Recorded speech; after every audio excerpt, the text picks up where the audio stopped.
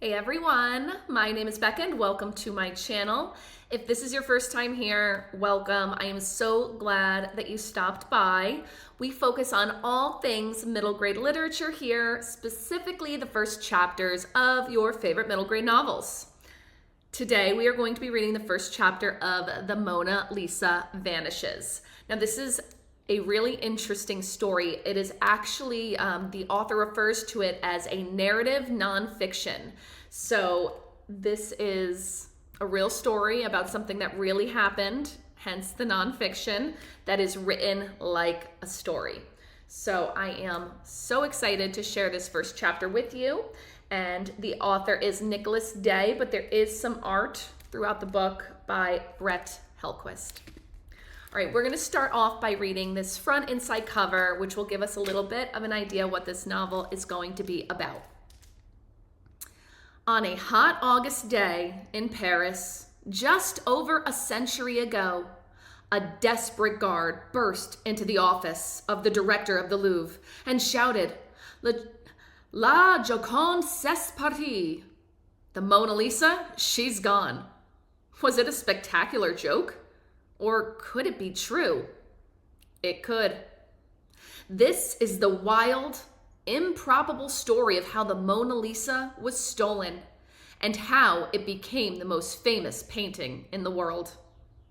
No one knew who was behind the heist.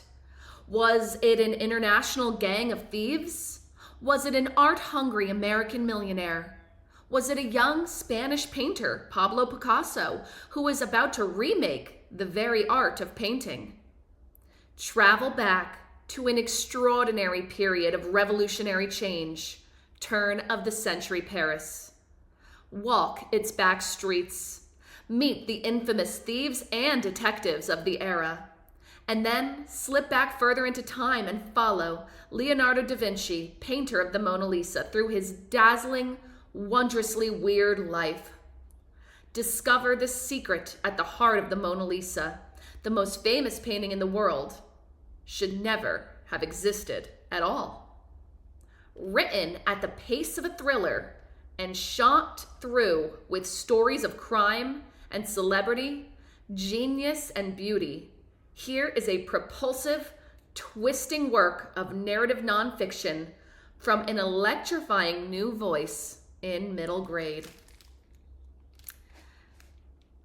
I personally feel that that synopsis really has persuaded me to really want to dive in and read this book. A thriller. I'm here for it. All right, we're going to dive right in.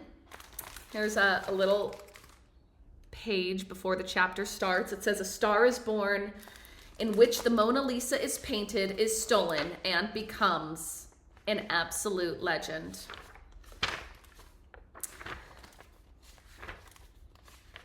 Now the first chapter is rather quick, but the second chapter is rather long. So I think we're just gonna go ahead and stick with the first chapter, which is titled The Creation of the Mona Lisa. Imagine a palazzo, a magnificent Renaissance building. It's Florence, 1503. There are a lot of palazzos around. Choose a good one. Now imagine a man, handsome, charming, gentle. Make him a painter. Imagine a woman, intriguing, unknown, beautiful. Make her a model. Do you see them? Neither of them should be there. The man shouldn't be a painter at all. Born into a long line of notaries, an early version of a lawyer, the man should have gone into the family business. Being a notary may have been the most boring profession in Renaissance Italy, but it was steady. Instead, he designed flying machines. He dissected dead bodies. He inflated pig bladders and launched them around the room. He was extraordinary, ingenious, wondrously weird man. He was Leonardo da Vinci. He painted a little too. But he didn't have a reason to paint this portrait of an ordinary Florentine woman. The woman shouldn't be posing for him. She shouldn't be in a room with any man. She should be hidden away in a convent, the home of a Catholic religious order. Her family hadn't had enough money for a dowry, the sum any girl in Florence needed for marriage. And girls without dowries disappeared into convents, cut off from the world. But a marriage was arranged, somehow, and she prospered. There were children, and there was money. Enough money to commission a painting. Thanks to that painting, she became the most recognizable face in the world. We don't know for how long she sat for Leonardo. We don't know if they ever saw each other again.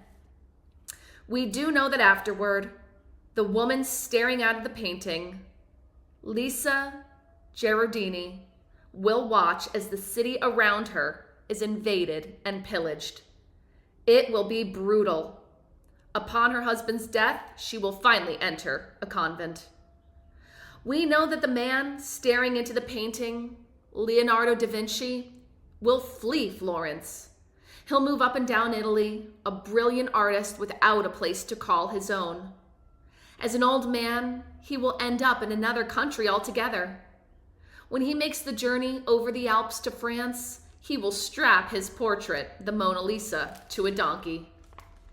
He will die, but what happens in that palazzo will make her ageless.